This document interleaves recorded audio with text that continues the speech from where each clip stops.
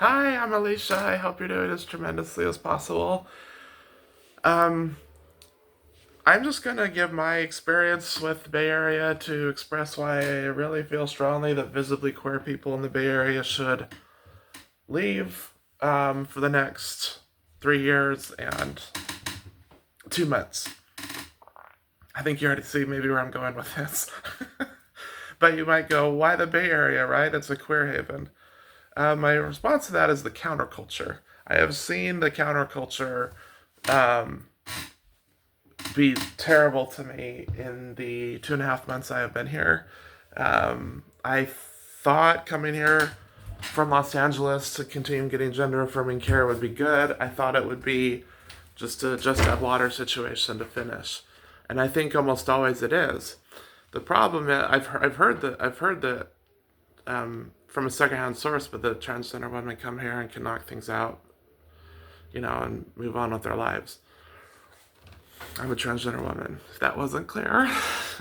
So, um, there's been 4 to 6 times where I've been horrendously mistreated here in only those 2.5 months in the Bay Area, indeed.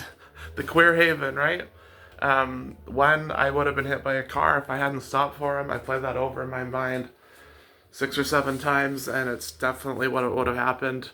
Um, I also have had 2 domestic abuse shelters not allow me into their shelters because I'm not a cisgender woman. Um, I mean, even if somebody has a dick, it's like a transgender woman. It's still the way that the statute is.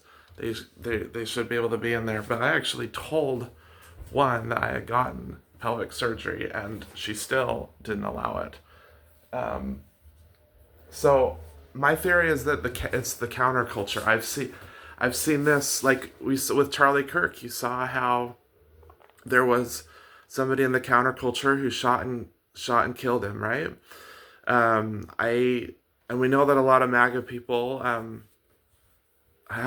very emotional. Let's put it that way.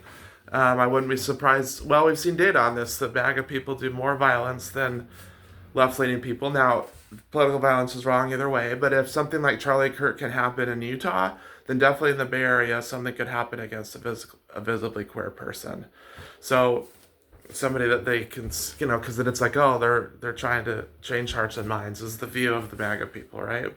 So that's why I'm going to Minneapolis on Friday, and I just think until Trump loses, then we need to take great care, and even like in New York or Chicago would be fine. Thanks for watching.